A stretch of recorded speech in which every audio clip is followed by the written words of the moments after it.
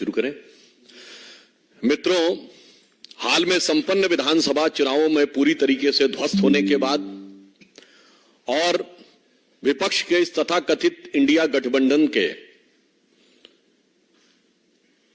देखी जमाने की यारी बिछड़े सभी बारी बारी की तरह छिन्न भिन्न होने के बाद मुझे लगता है विक्षिप्तता में, बौखलाहट में अब कांग्रेस पार्टी बहुत आपत्तिजनक और अनर्गल बयान देने पर आ गई है। कांग्रेस अध्यक्ष श्री मल्लिकार्जुन खड़गे जी ने जिस प्रकार के आधारहीन और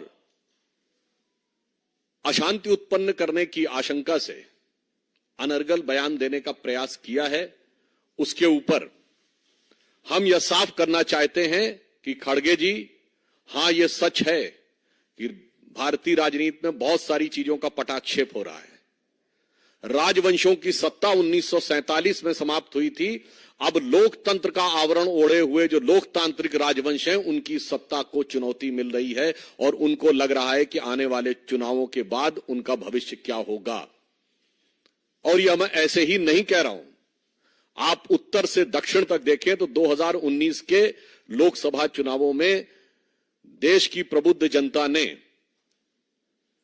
इंटाइटलमेंट के आधार के ऊपर जो लोग लोकतंत्र के नाम पर राजतंत्र चला रहे थे, चाहे कश्मीर में अब्दुल्ला और मुफ्ती परिवार हो, वो लोग चुनाव हारे, पंजाब में बादल परिवार चुनाव हारा, हरियाणा में हुड्डा परिवार चुनाव हारा, अशोक गहलोत जी का बेटा चुनाव हारा, उत्तर प्रदेश में अखिलेश यादव जी की पत्नी चुनाव हारी, चौधरी अजीत सिंह और उनके बेटे चुनाव हारे, बिहार में लालू प्रसाद यादव जी की बेटी चुनाव हारी, फिर चाहे तेलंगाना में केसीआर जी की बेटी चुनाव हारी हो, अथवा परिवारवाद के सबसे बड़े प्रतीक श्री राहुल गांधी जी चुनाव हारे। तो खड़गे जी, यह सत्य है। जो आपको डर लग रहा है कि इसके बाद ये लोकतांत्रिक राजवंशों के लिए चुनाव का भ्रम जनता के सामने रखकर राजनीति करना संभव नहीं हो पाएगा, क्योंकि अब भारत में वास्तविक लोक सत्ता का प्रादुर्भाव हो गया है। सो वॉट एवर श्री खड़गे जी saying, it is real meaning is that those dynastic politics under the garb of democracy, which is continuing, which has been totally discarded by voter in the last election, now seems towards an eclipse, and the true emergence of true democracy is there in the offing, जिसमें भारत के सभी युवा और सभी मतदाता, जो प्रधानमंत्री जी ने कहा है, भारत का गरीब, भारत का किसान, भारत की महिला और भारत का युवा अपनी शक्ति के साथ उभर कर सामने आ रहा है। वैसे ये लोग जो लोकतंत्र की बात करते हैं, तो मैं याद दिला देना चाहता हूं, कांग्रेस पार्टी के पहले प्रधानमंत्री श्री जवाहरलाल नेहरू 0 वोट पाकर प्रधानमंत्री बने थे। अप्रैल 1946 में कांग्रेस कार्य समिति की बैठक में 16 कांग्रेस कमेटियों में से एक ने पट्टाभी सीतारमैया को और एक ने कृपलानी जी को वोट दिया था, और बाकी सारे के सारे वोट सरदार पटेल को मिले थे और 0 वोट जवाहरलाल नेहरू को मिले थे। और इस बात की, उस घटना के अंदर का point by point, minute by minute reference Kripalani की किताब माय डेज विद गांधी में है, मौलाना आजाद की किताब इंडिया विंस फ्रीडम में है, दुर्गा दत्त की किताब India from Curzon to Nehru and thereafter में है। और जो अंतिम प्रधानमंत्री हुए, हो सकता है कि वो व्यवहारिक दृष्टि से कांग्रेस पार्टी के अंतिम ही प्रधानमंत्री भविष्य के लिए सिद्ध हों, doctor Manmohan Singh, the accidental prime minister, उनको कोट कर रहा हूं। प्रणब मुखर्जी जी की पुस्तक का विमोचन करते समय सोनिया गांधी जी की उपस्थिति में स्वयं डॉक्टर मनमोहन सिंह जी ने कहा कि जब मुझे प्रधानमंत्री बनने के लिए कहा गया तो मैं प्रणब दा के पास गया, मैंने कहा प्रणब दा आप मुझसे अधिक योग्य हैं।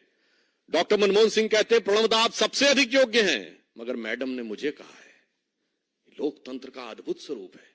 पहले प्रधानमंत्री से लेके अंतिम प्रधानमंत्री तक, 0 वोट से लेके 0 वोट तक प्रधानमंत्री बनाने वाले लोग आज कहते हैं कि लोकतंत्र हमें समझ में नहीं आता है और लोकतंत्र के वास्तविक रक्षक वो हैं। फिर मैं कह रहा हूं, भारत के इतिहास में इनके जितने प्रधानमंत्री बने, इंदिरा गांधी जी क्या चुन के आई पहली बार? नहीं, कांग्रेस के अंदरूनी लड़ाई, इंडिकेट सिंडिकेट की लड़ाई में गूंगी गुड़िया के रूप में आई।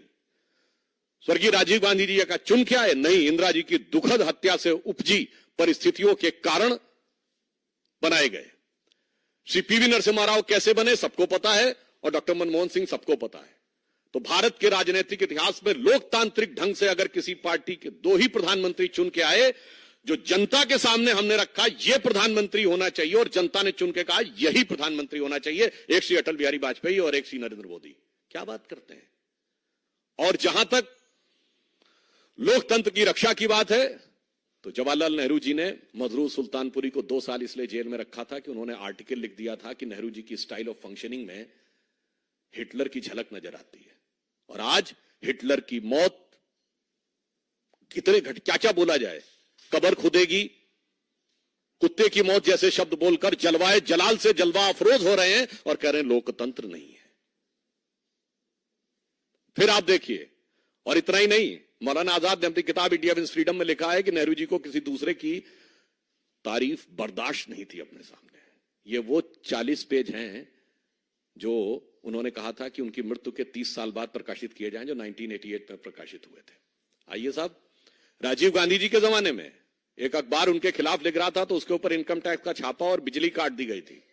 और आज की युवा पीढ़ी को याद रखना चाहिए, राजीव गांधी जी के जमाने में एक पोस्ट एंड टेलीग्राफ एक्ट आया था, जिसमें सरकार को यह अधिकार दिया गया था कि वो जिसकी चाहे चिट्ठी खोलकर पढ़ सकती है और आपत्तिजनक बात लिखे तो कार्रवाई भी हो सकती है। जैसे आप कल्पना करिए कि सरकार आज आपके सारे कम्युनिकेशन पढ़े और पढ़कर केवल उसी के आधार पर कार्रवाई कर सके। वो तो ज्ञानी जैल सिंह जी ने उसे पास नहीं होने दिया था।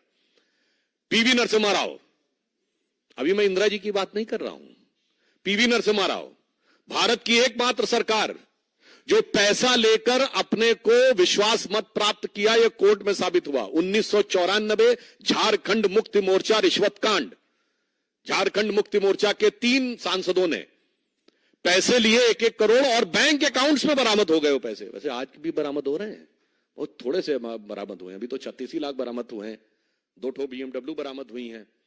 पर सोचिए कि इनकी फितरत तो कितनी पुरानी है कांग्रेस साथ गठबंधन। एकमात्र प्रधानमंत्री जो उसके बाद भ्रष्टाचार के आरोपों में अदालत की चौखट पे खड़े हुए।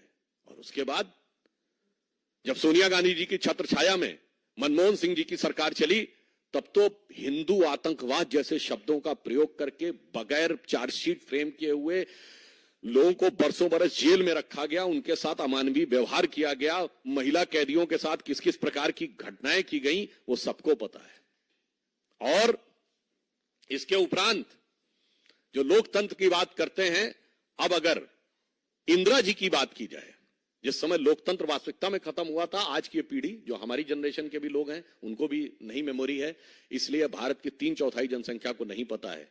क्या आपको पता है कि एक बार लोकसभा का कार्यकाल बढ़ा दिया गया था कि 5 साल से बढ़कर 6 साल? यस, इंदिरा गांधी जी के समय में इमरजेंसी में। आपको पता है कि मूल अधिकार समाप्त कर दिए गए थे। और मैं याद दिलाना चाहता हूं कि लालू प्रसाद यादव जी की बेटी का नाम मीसा है। वो क्यों है? MISA एक एक्ट था, maintenance of internal security act during emergency, जिसमें अगर किसी को जेल में डाल दिया जाए तो वो जमानत के लिए अर्जी नहीं दे सकता था, वो कोर्ट नहीं जा सकता था। एक बार जेल में गए तो अंदर, न वकील, न अपील, न दलील, अंदर। और उन्होंने उस समय संकल्प लिया था कि कांग्रेस को मैं उखाड़ फेंकूंगा, इसलिए अपनी पुत्री का नाम मीसा रख रहा हूं ताकि जब भी पुत्री का नाम पुकारूंगा तो याद आएगा। और आज कहां से कहां पहुंच गए वो सबको दिखाई पड़ रहा है। अब मैं याद दिलाना चाहता हूं, ये जिस प्रकार की चीजें थी, आज मैं याद दिलाना चाहता हूं कांग्रेस पार्टी को, क्या कोई ऐसा भी व्यक्ति है जो कांग्रेस पार्टी का सांसद रहने के बाद 1 साल के गैप के बाद सुप्रीम कोर्ट का जज बन जाए?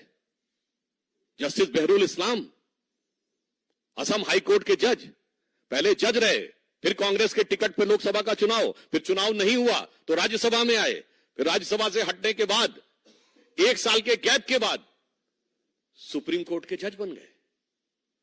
3 जजेस को सुपरसीड किया गया, वो तो एक अलग बात है। मगर मैं ये भी बताना चाहता हूं कि उन्होंने अपने समय में क्या कहा था, ये क्या विचार था, ये केवल 10 सेकंड की क्लिप अगर आप सुने। Mr. Shah know what is happening in the political world? What are the forces at work which want to destroy a developing economy? Is a judge competent to decide that? Then why have democracy? Why have elections? Why have political people in power? ये किसकी आवाज है? श्रीमती इंदिरा गांधी जी की। और ये किस विचार से प्रेरित है, ये भी मैं बताना चाहता हूं। जिसको आप डेमोक्रेसी कहते हैं, मैं बताना चाहता हूं, Hitler addressed Reichstag on 26th of April 1942, and Hitler said, I expect the German legal profession to understand that the nation is not there for them, but they are here for the nation. From now onwards, I shall intervene and will remove from the office those judges who evidently do not understand the demand of the hour. और इंदिरा गांधी जी ने क्या कहा था? Parliament के floor पे कहा गया था कमिटेड जुडिशरी की बात, और यह कहा गया था कि जजेस को हमारी विचारधारा के अनुरूप चलना होगा। आज वो लोग कहते हैं डेमोक्रेसी। आपको पता है, नाजियों की एक बड़ी फेमस फिल्म थी ट्रायम्फ ऑफ द विल। 1934 में उसका मंचन हुआ नाजी पार्टी के कन्वेंशन में। उस मंचन के समाप्त होने के बाद हिटलर के राइट हैंड व्यक्ति रुडोल्फ हेस, जो बाद में अरेस्ट हो गया था, 92 में शायद उसकी डेथ हुई, उसने नारा लगवाया था, Hitler is Germany and Germany is Hitler. ठीक यही नारा छोटे मोटे नेता ने नहीं, कांग्रेस के तत्कालीन राष्ट्रीय अध्यक्ष देवकांत बरुआ ने लगाया, India is Indira and Indira is India. और आज तक कांग्रेस के किसी राष्ट्रीय अध्यक्ष ने उसके लिए माफी नहीं मांगी है, तो वो कांग्रेस का आज तक आधिकारिक बयान है। इसलिए जो लोग राजनीति में इस प्रकार की बात कहते हैं कि कौन डेमोक्रेसी की बात कर रहा है, तो मैं एक और चीज कोट करना चाहता हूं। मार्गरेट अल्वा जी कांग्रेस की सीनियर लीडर रही हैं। उन्होंने किताब लिखी है courage and commitment and autobiography, जिसमें उन्होंने कांग्रेस की शीर्ष नेतृत्व लीडरशिप का नाम लेते हुए कहा है कि द टॉप लीडरशिप के लिए they functions in an absolutely arbitrary manner and supports corrupt anti national activities and the nexus. तो आपके नेता के बारे में कह रहे हैं। और नटवर सिंह ने क्या लिखा है, one life is not enough. PV Narasimha Rao की किताब द इनसाइडर। अरे क्या क्या सुनेंगे भाई। तो मैं साफ बात कहना चाहता हूं, यह सच है, जो आर्बिट्रेरी अधिनायकवादी शक्तियां थीं, उनके हाथ से अब सत्ता को निर्णायक रूप से जाने का समय आ गया है। और यह साफ दिख रहा है, वहीं श्री नरेंद्र मोदी जी के नेतृत्व में भारत एक नए स्वरूप की तरफ आगे बढ़ रहा है, जहां पर कि 44 करोड़ लोगों को मुद्रा योजना के तहत लाभ मिला है, जनधन योजना के 50 करोड़ अकाउंट बने हैं, 4 करोड़ गरीब लोगों को आवास मिला है, सत्ता में सबको सम्मान, सबको स्थान मिला है। वैसे एक और बात बता दूं, भारत के इतिहास में एक ही प्रधानमंत्री हैं, श्रीमती इंदिरा गांधी जी। कोर्ट ने जिनको करप्ट प्रैक्टिसेस और माल प्रैक्टिसेस के लिए दोषी साबित कर दिया,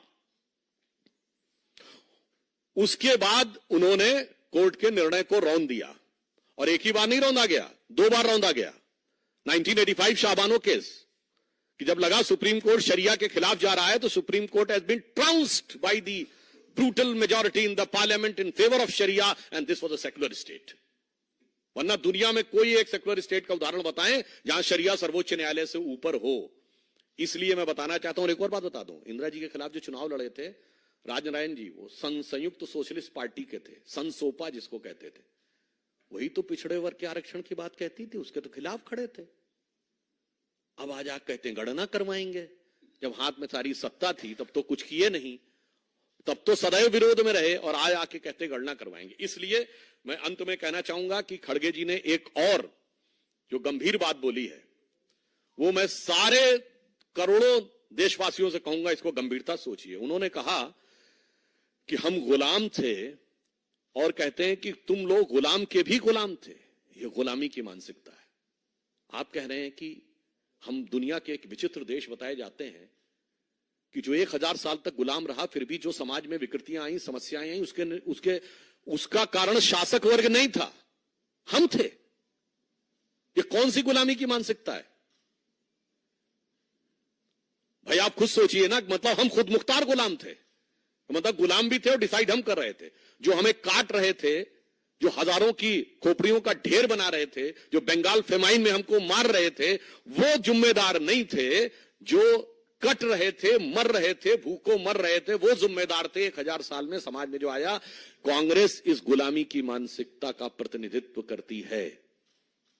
इसीलिए मैं कहना चाहूंगा कि अब वस्तुस्थिति यह है कि जो हम किसी जमाने में कहते थे ना, उगा सूर्य कैसा कहो मुक्ति का ये उजाला करोड़ों घरों तक न पहुंचा, मोदी जी के आने के बाद उस करोड़ों घरों तक पहुंचा है।